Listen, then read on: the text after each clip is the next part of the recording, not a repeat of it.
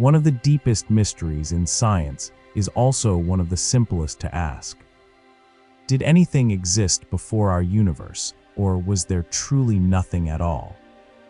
According to the Big Bang Theory, our universe began about 13.8 billion years ago, expanding from an unimaginably hot, dense state into the vast cosmos we see today.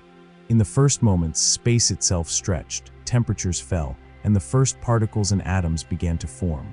This is the story we know reasonably well. But the before moment, the time prior to this cosmic birth, remains hidden in shadow. It's possible that time and space themselves were born with the Big Bang, a boundary beyond which our current laws of physics cannot see. If that's true, what does it even mean to ask what came before? And what could nothing possibly be if it existed at all?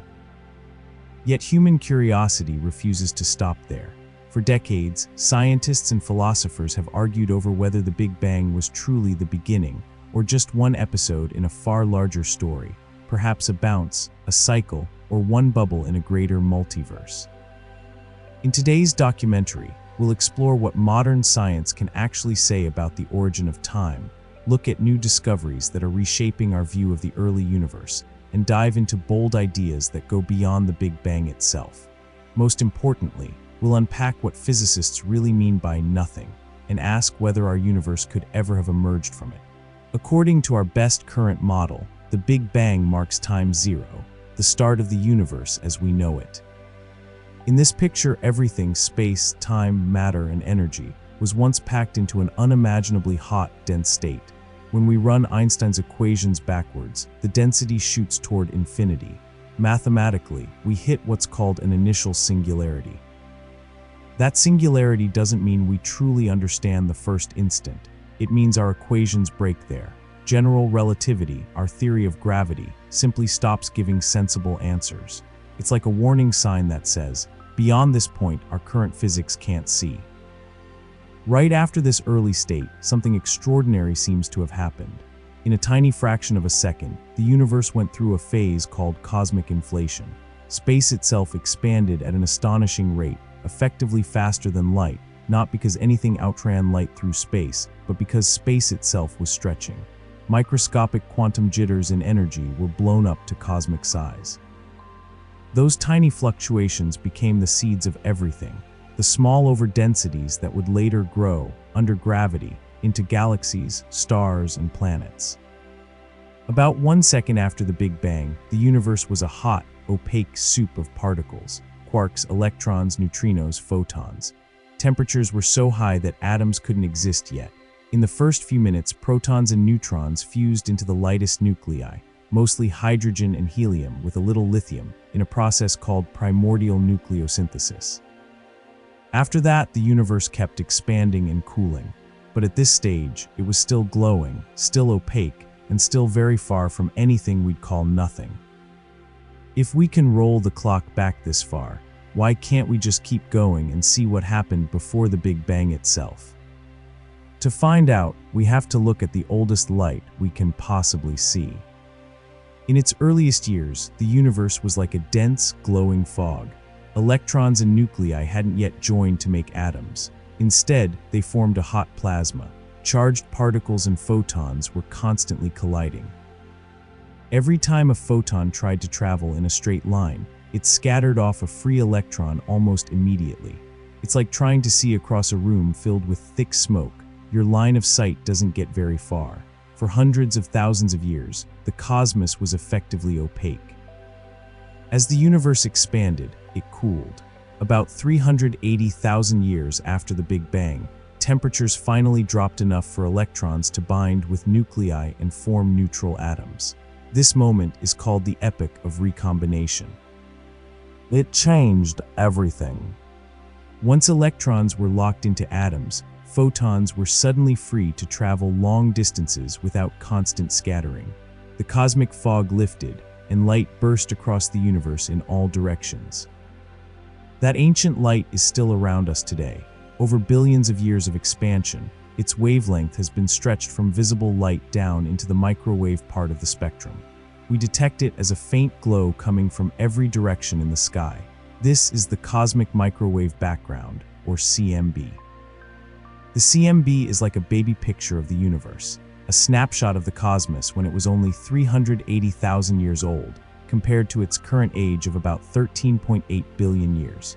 At first glance, this glow looks almost perfectly uniform, but precise measurements reveal tiny temperature differences, regions that are slightly warmer or cooler by about 1 part in 100,000. Those speckles are not random noise. They trace the tiny density differences left over from the early universe. Slightly denser regions on this map eventually collapsed under gravity to form galaxies and clusters. In that sense, the CMB is a blueprint for future structure, showing the first hills and valleys in the distribution of matter. Over the decades, satellites and telescopes have mapped the CMB in ever finer detail. These maps have confirmed a lot of the standard Big Bang picture, a hot, dense early universe filled with dark matter and dark energy, expanding under general relativity.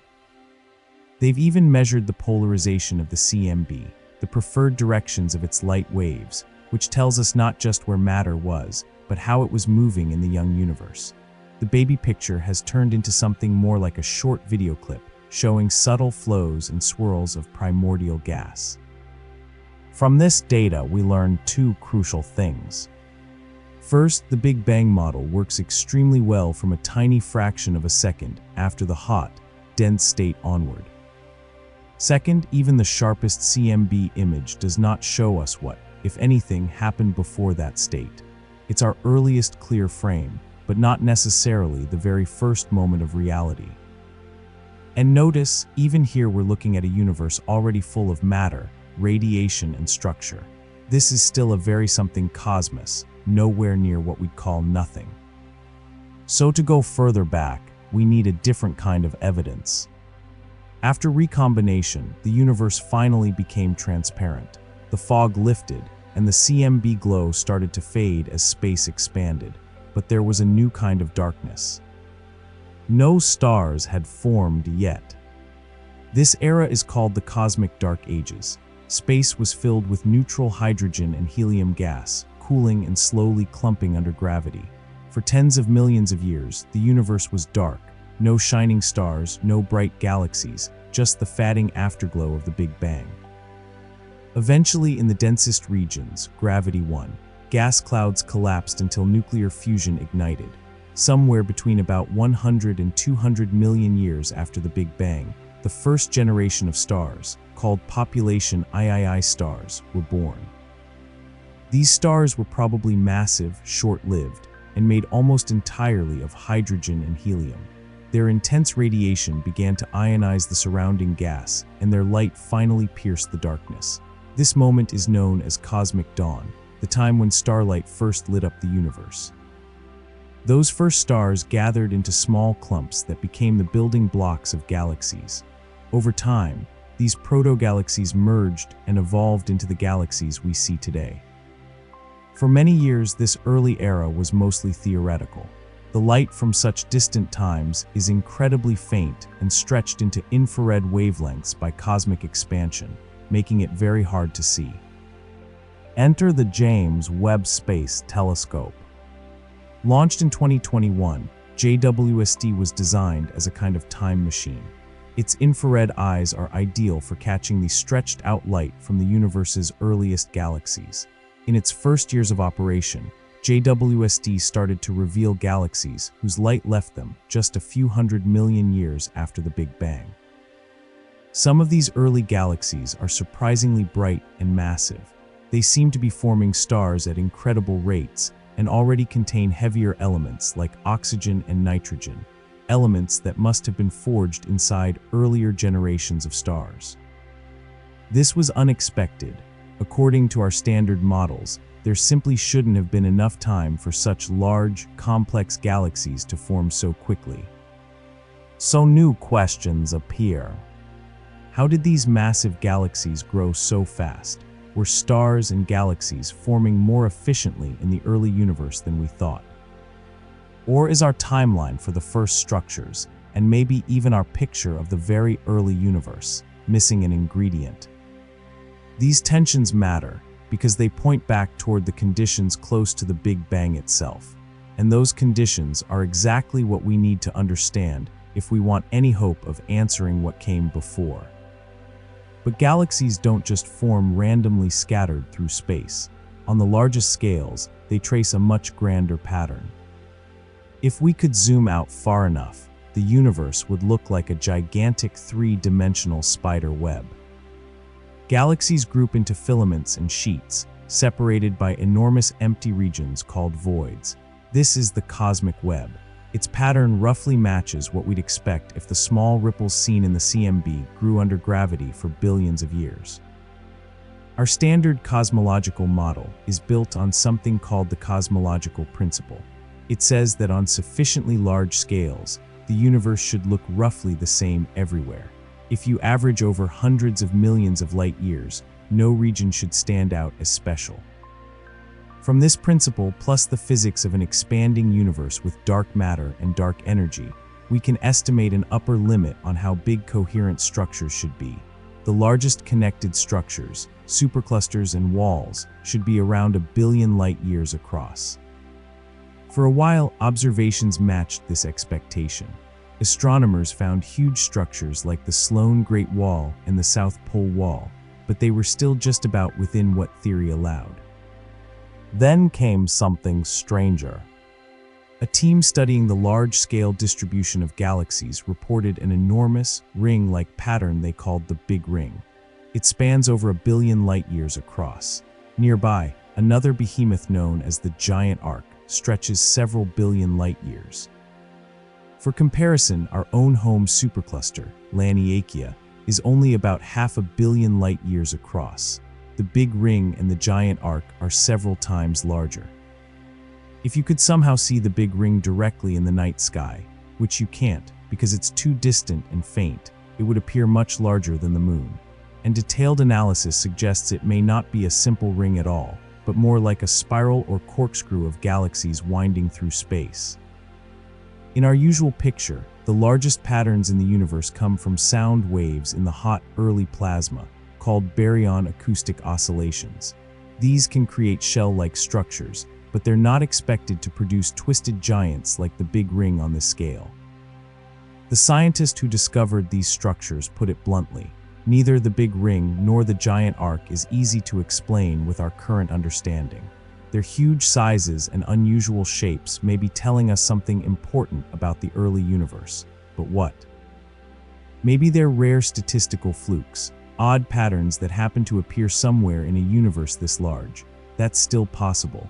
But as more of these giant structures are cataloged, the just a coincidence explanation becomes harder to swallow. If they're not flukes, they might be hints that our assumptions about large-scale uniformity need refining, or that some new physics shaped the early universe in ways we don't yet grasp. Some ideas even involve exotic objects like cosmic strings, ultra-thin defects in spacetime that could stretch across vast distances and guide matter into unusual arrangements. Regardless of which explanation is right, the message is clear. Even within the part of the universe we can see, we're still learning how the initial conditions of the Big Bang evolved into the structures around us. To push closer to the question of before, we need to look at two invisible components that dominate the cosmic budget: dark matter and dark energy.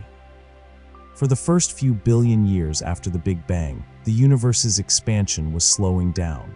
Gravity, mainly from matter, including dark matter, acted as a brake. Then in the late 1990s, astronomers measuring distant exploding stars, called supernovae, made a shocking discovery.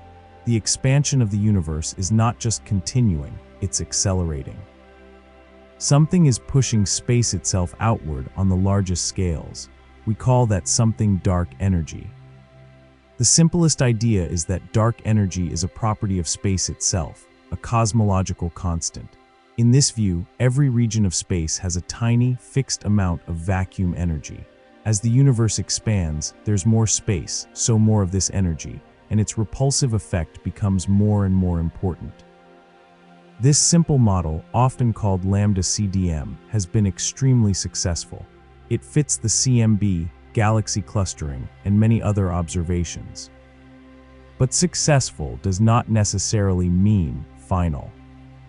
As new surveys, such as the Dark Energy Spectroscopic Instrument, map millions of galaxies and quasars in detail, some early analyses hint that dark energy might not be perfectly constant. Its effect may have changed over cosmic time, perhaps being stronger in the past and slowly weakening. These results are still tentative and controversial. Future data could still restore the simple, constant picture. But if the hints of evolving dark energy survive, they would force us to rethink not just the universe's future, but possibly its past as well. That would have profound implications. If dark energy keeps fatting, the current acceleration could slow down. Gravity could regain influence on the largest scales. In some extreme scenarios, the universe might even stop expanding and begin to contract, potentially ending in a big crunch and perhaps setting the stage for a new bounce into another expansion. Alongside dark energy, we have another mysterious player, dark matter. We don't see dark matter directly. We infer it from its gravity. Galaxies spin too fast for their visible mass alone. Without extra unseen mass, they should fly apart. Galaxy clusters act like they contain far more matter than we can see, and the pattern of fluctuations in the CMB requires a dark matter component to fit the data. In computer simulations, dark matter forms a huge invisible scaffold. Normal matter falls into these dark halos and eventually forms galaxies. Without dark matter, structures wouldn't grow quickly enough to match what telescopes actually see in the early universe. And yet, after decades of searching, no one has directly detected a dark matter particle in the lab. The most popular candidates have become harder to justify as experiment after experiment finds nothing. So we're left with a strange situation. Two unknown components, dark matter and dark energy, making up most of the universe. It's natural to ask whether our entire picture is missing something deeper. Some physicists are bold enough to propose completely different frameworks. One radical idea, proposed by physicist Richard Liu, questions the very idea of a single, unique Big Bang plus smooth dark energy-driven expansion. Instead, he suggests that the universe might have experienced multiple brief episodes of creation, mini-bangs or transient singularities dotted through its history. In this picture, rather than all matter and energy appearing in one initial burst and then coasting under dark energy, spacetime is occasionally hit by very short-lived singular events. Each burst injects matter and energy everywhere at once, then disappears almost instantly. Between bursts, the universe expands without any mysterious dark energy filling space. These bursts could create an effect similar to negative pressure, like dark energy does, briefly accelerating expansion during certain eras. They could also seed new density fluctuations, helping to explain how structures grow without traditional dark matter. In such a model, the Big Bang as we usually think of it would just be the first and most dramatic of several bursts. Not one creation event, but many. This is a very speculative idea, and it is not part of mainstream cosmology. It might turn out to be wrong. At the moment, it's a minority proposal on the edge of the field, still being tested and debated. But it shows how far theorists are willing to go when the standard ingredients, dark matter and dark energy, remain so mysterious. So far we've talked about a lot of something: hot plasma, ancient light, dark matter, dark energy, early galaxies, giant structures, and possible mini-bangs. But our title asks about nothing. What could nothing possibly mean in physics, and is there any sense in which the universe could have come from it? In everyday life, we use the word nothing pretty loosely. An empty room has nothing inside, even though it's full of air, light, and gravity. Physics tries to be more precise, but even here, there are different levels of nothing. Level 1, nothing as empty space. No particles, no radiation, but space and time are still there, and the laws of physics are still in place. You can put a particle in that space, and it will know how to move because the rules are already written into the fabric. This isn't really nothing. It's a stage with no actors, but the stage and the script still exist. Level 2, nothing as the quantum vacuum. In quantum field theory, space is filled with fields. What we call empty is just the lowest energy state of those fields, the vacuum. But this vacuum is not truly empty. The fields are still there and they fluctuate. Pairs of virtual particles can briefly appear and vanish. The vacuum has energy and can affect experiments.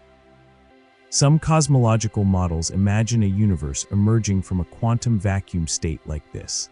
When some physicists say the universe came from nothing, they often mean this kind of nothing, a vacuum state governed by laws, with quantum fields already in place. This is powerful physics, but notice, it still assumes a lot. Fields exist, laws exist, a background framework exists. Level 3, nothing as absolute non-existence. No matter, no radiation, no fields, no space, no time, no laws, no possibilities. Not an empty stage, a complete absence of stage, actors, script, and even the idea of a play. This is the nothing many people think of when they ask, how could the universe come from nothing? It's a kind of nothing that physics usually doesn't talk about, because our equations always assume there is something, space, time, fields, or at least a mathematical structure to work with. Most serious scientific models of before the Big Bang do not start from this absolute nothing. They start from some prior something, a previous universe collapsing and bouncing, an inflating space spawning bubble universes, or a timeless quantum state from which spacetime emerges. In that sense, many cosmologists privately suspect that reality may never have passed through a state of true, total nothingness. So when we ask how could nothing exist before the Big Bang, we have to clarify what we mean.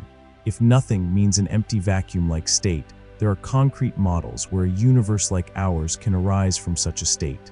If nothing means absolute non-being, it's not clear that physics can even describe that meaningfully. To go any deeper, we have to look at ideas that try to merge quantum physics with gravity, and there, the Big Bang might not be a beginning at all. Quantum gravity models aim to replace the Big Bang singularity with something more physical. In some approaches, the universe never hits an actual point of infinite density.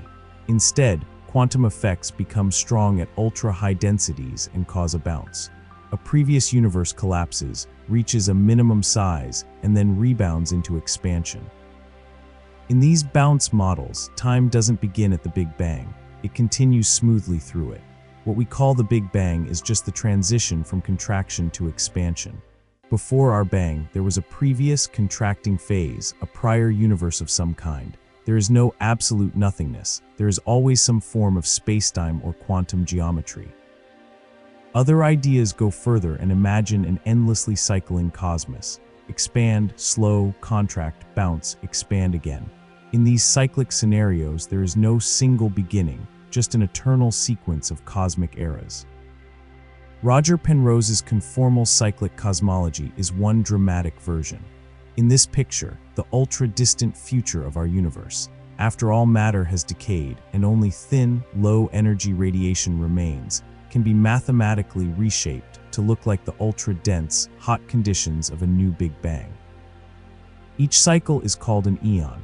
Our Big Bang would be the boundary between the previous eon and ours.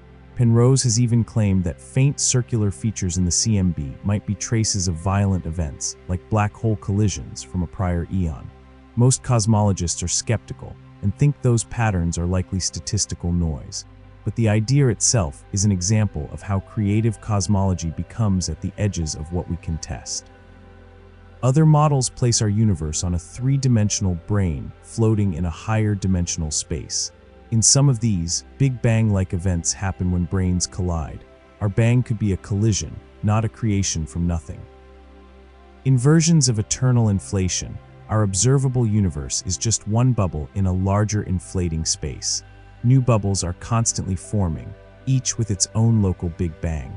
Our Big Bang would then be just one event in a much bigger multiverse. What do all these scenarios have in common? In every one of them, the Big Bang is not the absolute start of everything. It's a transition, a bounce, a collision, a bubble-forming event, or a phase change in a deeper reality. And in all of them, what exists before is not nothing, but some form of pre-existing something. From where we stand today, the Big Bang remains the earliest chapter of the universe that we can read with high confidence. The CMB, the abundance of light elements, the large-scale structure of galaxies, and the success of our standard model all support the picture of a hot, dense early universe that has been expanding for about 13.8 billion years. At the same time, the neat story is starting to fray at the edges. JWST is finding surprisingly massive, complex galaxies very early on. Giant structures like the Big Ring and the Giant Arc stretch our assumptions about how uniform the universe should be on the largest scales. Measurements of dark energy hint that it might evolve over time. Dark matter remains invisible in the lab. Quantum gravity ideas suggest bounces, cycles, and emergent notions of time. Will we ever get direct, crystal clear evidence of a reality before the Big Bang? Probably not in the sense of a literal picture. But we may collect indirect clues, unusual patterns in the CMB, unexpected features in the distribution of galaxies, or a new theory of quantum gravity whose predictions match experiments and naturally produce a pre-Big Bang phase. So how could nothing exist before the Big Bang? From the point of view of modern physics, the most honest answer is that our universe probably did not emerge from absolute, featureless nothing. Almost all serious models begin from some prior something: a collapsing cosmos, an inflating field, a timeless quantum state, a higher dimensional environment, or a multiverse. In that sense, reality may never have been truly nothing at all. Nothing before the Big Bang may end up meaning not a dark, empty room waiting for a universe, but simply that our familiar ideas of space and time don't extend beyond a certain boundary in our equations. And yet, the fact that a species on a small rock around a fairly ordinary star can even pose this question is astonishing. We occupy one thin slice of cosmic time, in one tiny corner of a possibly much larger reality, and from here, we are trying to understand whether anything existed before everything we know. A universe with a genuine first moment. A universe that bounces and cycles forever. A vast multiverse in which our Big Bang is just one local event. Whichever story turns out to be right, it will change not just our picture of the cosmos, but our understanding of existence itself. Each of these pictures reshapes what we mean by nothing. Which one do you find most plausible, and what does your favorite answer say about what nothing really is?